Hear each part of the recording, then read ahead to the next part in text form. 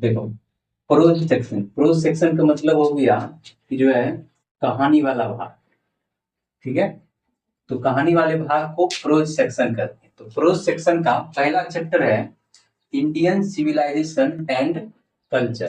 तो हम जो है इंडिया की जो है सिविलाइजेशन यानी कल्चर, सॉरी, सिविलाइजेशन और कल्चर के बारे में पढ़ेंगे। ठीक है, तो सिविलाइजेशन यानी कि सभ्यता, और उसके बाद जो है कल्चर यानी कि संस्कृति। यानी कि इस चैप्टर में हम जो है भारत के सभ्यता और संस्कृति के बारे में देखेंगे। तो उससे पहले जो है हम अबाउट ऑथर यानी कि इसके जो ऑथर हैं यानी राइटर हैं इंडियन सिविलाइजेशन एंड कल्चर का, उसके बारे में देख लेते हैं। तो इनके जो ऑथर यानी कि राइटर हैं वे हैं महात्मा गांधी। महात्मा गांधी जिनका जो है जन्म 2 अक्टूबर 1869 को हुआ था और इनकी जो है मृत्यु 30 जनवरी 1948 को हुई। यदि इनके पूरा नाम की बात करें तो इनका पूरा नाम था मोहनदास करमचंद गांधी। और इन्हें जो है he is known as the father of nation, यानी कि इन्हें जो है नेशन यानी कि राष्ट्र के पिता के रूप में भी जाना जाता है, जिसे शॉर्ट में हम बापू भी कहते हैं। तो गांधी जी को यानी कि गांधी जी के लिए है, गांधी जी को नेशन ऑफ फादर यानी कि राष्ट्रपिता या फिर बापू भी कहा जाता है। फादर्स नेम, यदि इनके पिता के नाम की बात करें तो इनके पिताजी का नाम है करमचंद गांधी, और इनके माता की नाम की बात करें तो इनके माता का नाम था पुतली बाई। ठीक, और उसके बाद इसकी जो है वाइफ की बात करें इनकी पत्नी का नाम था कस्तूरबा गांधी। और ये जो है फिर ये साउथ गए थे। ठीक है, साउथ अफ्रीका।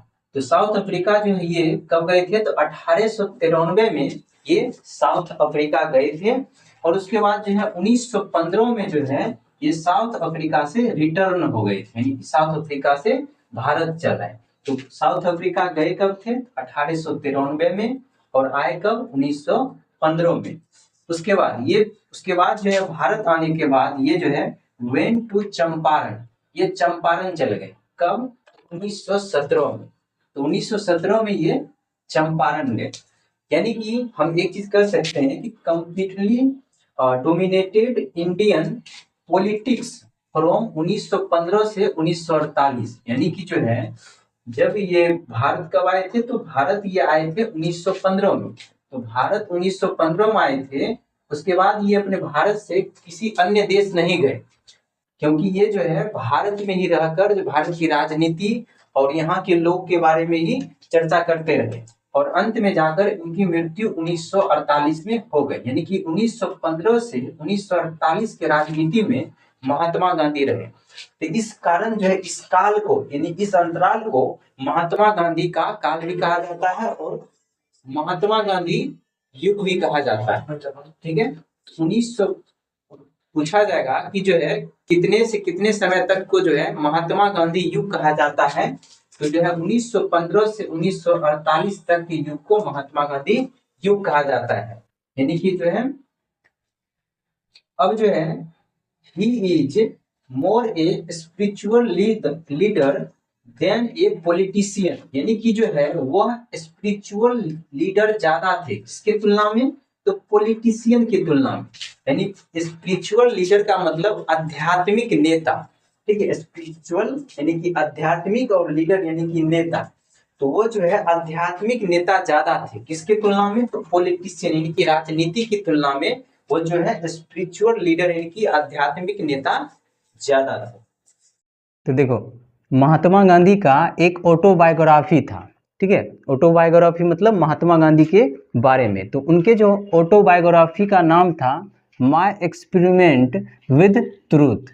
ठीक है, तो महात्मा गांधी के ऑटोबायोग्राफी का नाम क्या था, माय एक्सपेरिमेंट विद ट्रूथ। ये महात्मा गांधी के ऑटोबायोग्राफी का नाम है।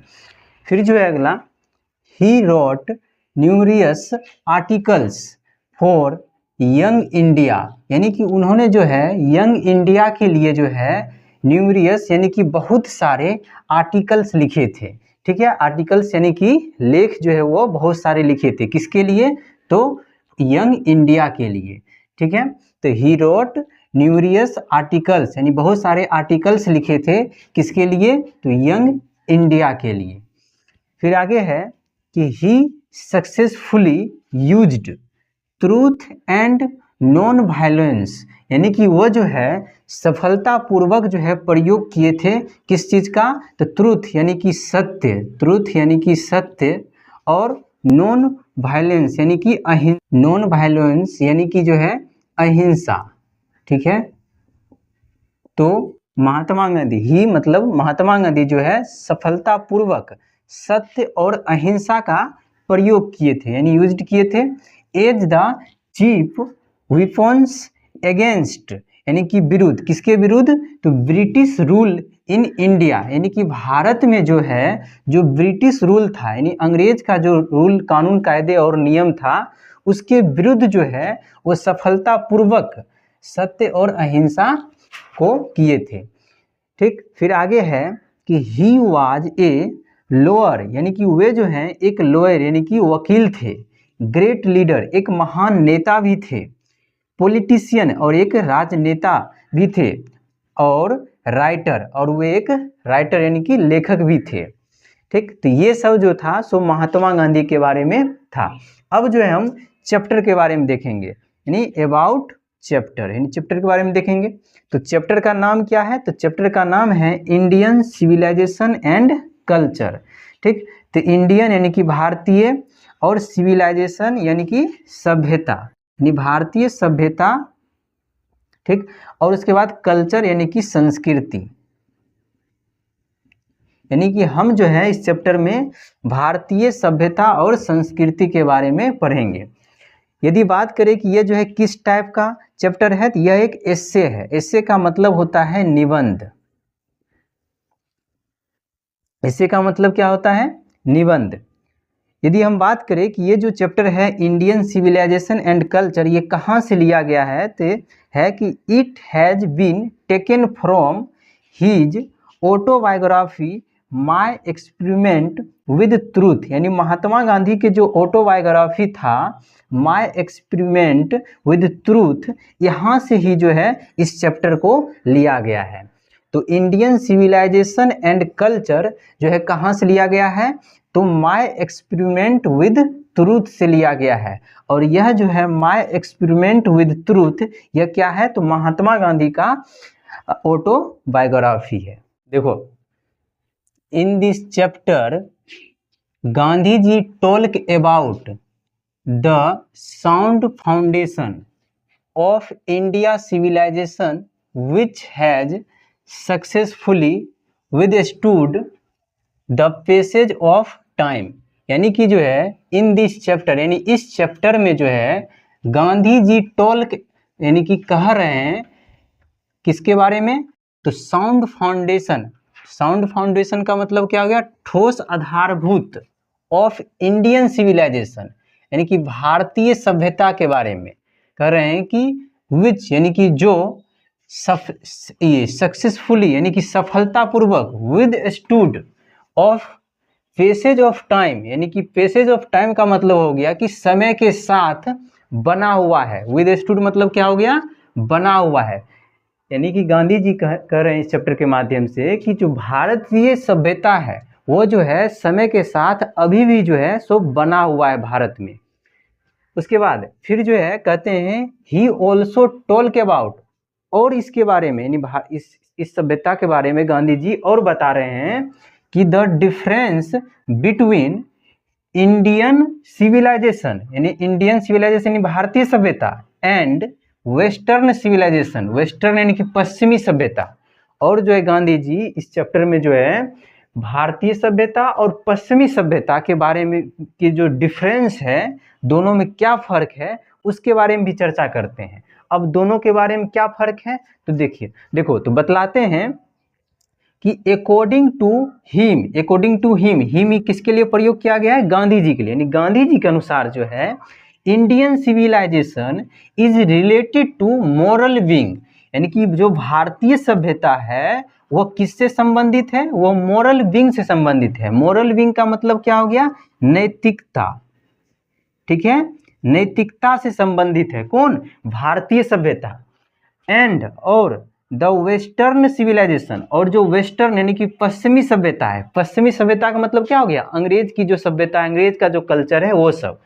Western civilisation is related to materiality, यानी कि मेटेरियलिटी का मतलब होता है कि भौतिकता, देखावटी, यानी कि जो पश्चिमी सभ्यता है वो देखावटी संबंधित है, और देखावटी जो है सभी दिन नहीं रहता है, लेकिन नैतिकता जो है हमेशा बनी रहती है। इसलिए जो है गांधी जी के अनुसार जो है, तुमसे जैसे पूछा जाएगा कि किसके अनुसार जो है इंडियन सिविलाइजेशन यानी कि भारतीय सभ्यता मोरल विंग है, तो गांधी जी के अनुसार, ठीक है, according to him, Gandhi ji के अनुसार। और उसके बाद जो है वेस्टर्न सिविलाइजेशन जो है, वेस्टर्न सिविलाइजेशन क्या है, तो मेटेरियलिटी है, ये जो है भौतिकता पर जोर देता है, ठीक। अब देखो, अब यहाँ से जो है चैप्टर स्टार्ट हो जाता है, ठीक, ये चैप्टर के बारे में था और यहाँ से अब चैप्टर स्टार्ट हो जाएगा। अब यहाँ पर गांधी जी बोल रहे हैं, I believe that the civilization India has evolved is not to be beaten in the world, यानी कि हमें जो है, मुझे विश्वास है, गांधी जी कह रहे हैं कि इस विश्व में, पूरे विश्व में जो है कि द सिविलाइजेशन इंडिया हैज एवलप्ड, यानी कि जो भारत का जो सभ्यता जिस पर, एवलप्ड का मतलब होता है विकसित, ठीक है, एवलप्ड मतलब क्या हो गया, विकसित, यानी भारत की सभ्यता जिस हिसाब से जो है पूरे देश में विकसित हुआ है, is not to be beaten him, कोई जो है इसको पीछा नहीं कर सकता है, यानी जिस हिसाब से भारत की सभ्यता विकसित हुआ है, इसको कोई बीटेन मतलब इसको कोई पीछा नहीं कर सकता है, इसको कोई हरा नहीं सकता है इस पूरे विश्व में। Nothing can equal the seeds so our ancestors, यानी कह रहे हैं कि नथिंग कैन इक्वल, यानी कि और कोई भी सभ्यता भारत की सभ्यता के बराबर की भी नहीं है। नथिंग मतलब कुछ, यानी कोई भी, कितना भी सभ्यता है बहुत सारे देश का, अभी तक कोई भी ऐसा सभ्यता नहीं है जो भारत की सभ्यता की बराबरी कर सके। और क्यों, क्योंकि जो है हमारी जो सभ्यता है सो हमारे एंसेस्टर्स, एंसेस्टर्स का मतलब होता है पूर्वज, कह रहे हैं कि सीड्स सो आवर एंसेस्टर्स, यानी कि जिस हिसाब से, सीड्स मतलब बीज, जिस हिसाब से जो है हमारे सभ्यता का बीज सोन आवर एंसेस्टर्स, यानी कि हमारे जो एंसेस्टर्स के द्वारा, पूर्वजों के द्वारा जो बीज विकसित किया गया, वह जो है दुनिया के किसी भी सभ्यता के बराबरी नहीं कर सकता है।